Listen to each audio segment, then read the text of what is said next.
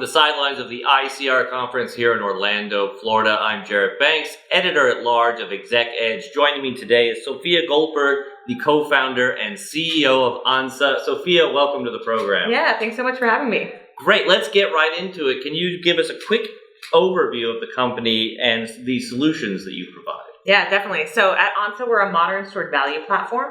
So what that really means, it's a lot of payments jargon, but we let any brand launch a wallet. And so think of that like the Starbucks in-app payment experience, or with all loaded money onto a bus card. But we're the technology solution that lets all brands launch their own wallet to really reduce those payment fees, also drive cash flow. And then the other side, it's a really great retention tool to drive that stickiness and frequency with your best customers. Okay, now you're a self-described payments nerd, and you literally wrote a book about this. What's Ansa's ideal customer? Yeah, so our ideal customer, we really have two types of ideal customers right now. One is in the food and bev space. So coffee, quick serve, medium to large brands that already have loyal following, have that high frequency, and those, $4 coffee transactions, which can cost up to 10% on a credit card swipe fees. So that's one side. And the other is marketplaces. So that one, those two types of brands feel pretty different, but they both deal with a lot of recurring payment. They both deal with a lot of how do you drive stickiness and frequency. And so for marketplaces, it looks like, where there's a lot of buyers who are also sellers, them keeping those earnings on the platform to then be able to spend from. Right. What are some of the largest challenges that restaurants face today in regards to payments? Yeah, I think there's really two. I think one is how expensive they are. So for most brands, it's the second or third highest expense after wages is payments fees. And so I think one side of it is the fact that it is just a really large line item. But then the second part is they don't know what they can do about it. And we've entered this era where there's been so much innovation in how brands and customers interact without the payments innovation to match that. And so, you used to buy your $4 coffee with cash. It used to be $2, not $4, right? But the other side of it is you're now paying for that in an app, and online transactions are more expensive, and it's set and forget. And so any way to drive more efficiency there is the other challenge, to both differentiate that on customer experience, but really improve unit economics. Okay, now you mentioned credit card swipe fees as being one of the restaurant industry's highest expenses. Why is that, and what is Ansa doing to help brands avoid those costs? Yeah, I think, right, there's always complexity in how do you drive, money movement, trust, right? Like I wrote the book, The Field Guide to Global Payments, to help people understand what they can do, how these different partners in the ecosystem play, because there's really 5 players at least in every single card transaction. So everyone takes on risks, moves money, has real work they need to do and get paid for. But those fees, especially in the US, have just really ballooned over time, whereas in Europe and some other countries, there have been more kind of price caps that happen. And then I think the way we really help is especially for what we call HULT merchants, HULT, habitual use, low transaction value. A stored value wallet is really this prepaid device where you load 3, 4, 5 transactions worth of funds at once. And so each time you're not hitting the network fees. And it's really those fixed fees that, if we're talking like deep jargon, not the interchange, that is really painful for, say, coffee shops, tea shops, fast food restaurants, and everything there. And so that's where the payment fees come in. But then we're also able to offset a lot of the payment pain points by driving revenue and top line growth. And so that's that frequency, that stickiness.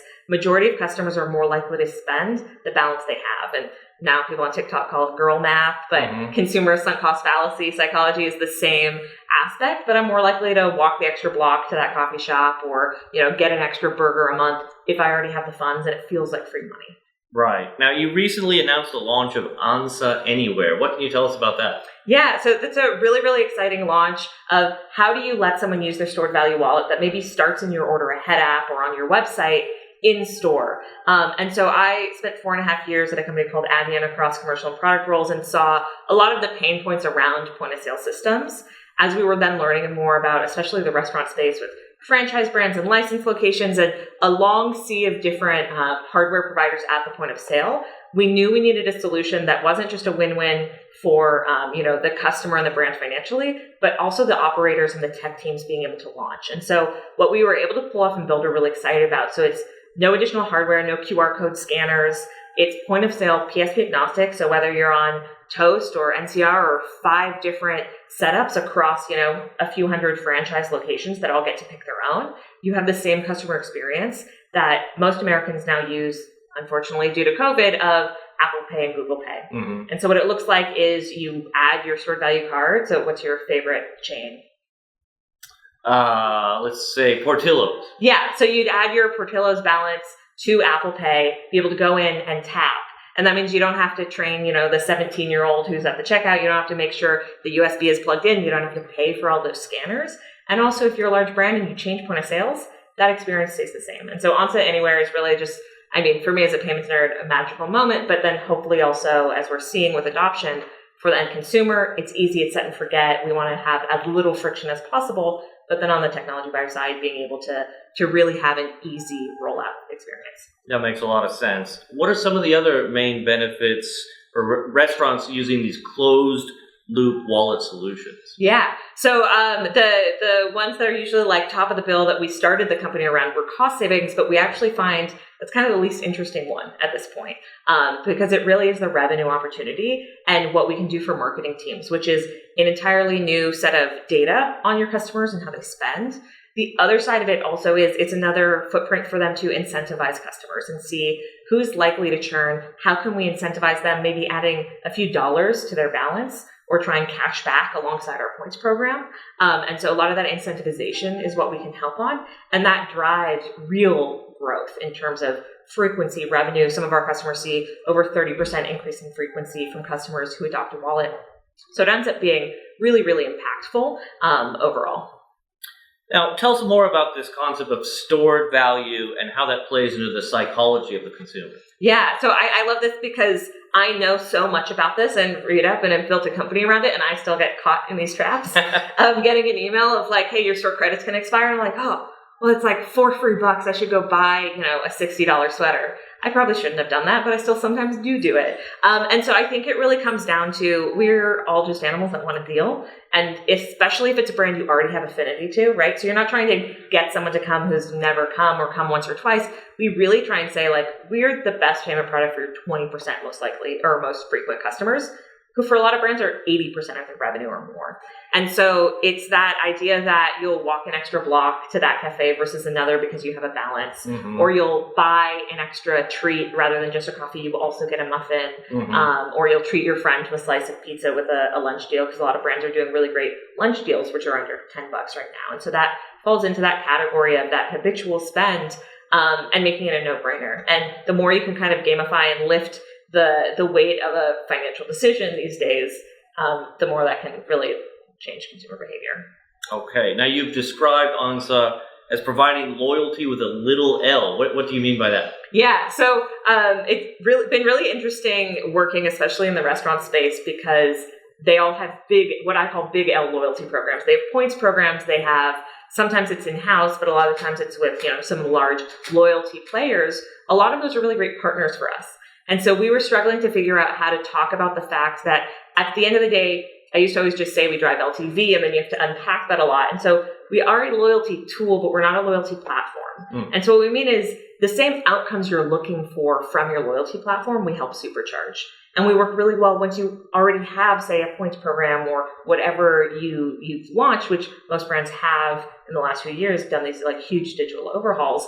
But we are not your one-stop shop for all of your loyalty initiatives. And so when I say loyalty with a little L, I feel like that helps the light bulb really click for a lot of brands, and to understand, okay, this might operationally day-to-day live within the marketing team or whoever owns loyalty, but this doesn't unseat any of our existing partners or providers. Actually, a lot of them we integrate really seamlessly with.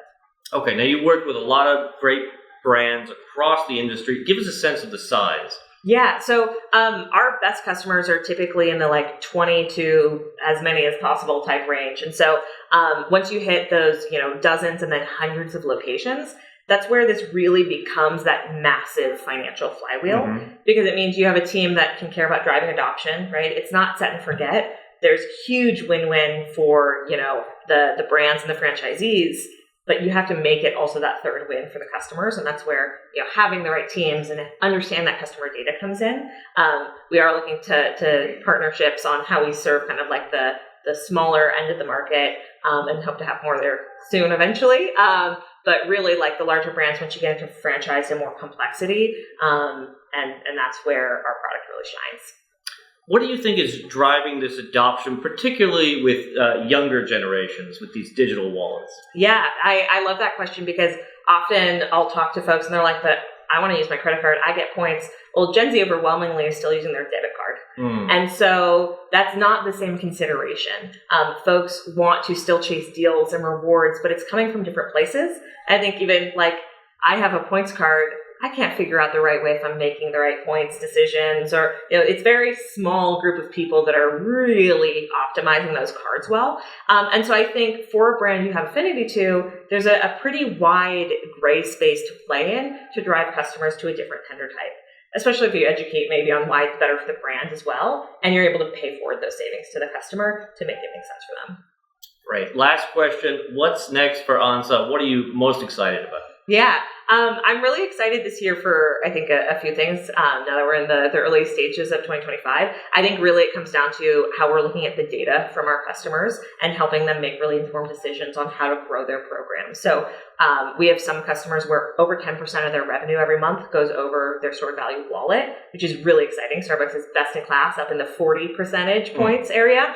And so everything we can do and really honing those efficiencies, the data story, the incentives to help them grow on the platform is what I'm really excited about. And so from the product side, from the team and account management and data side, that's a lot of where we're focused this year. All right, we'll leave it there. This has been Sophia Goldberg, the co-founder and CEO of Ansa. I'm Jarrett Banks, signing off from Orlando.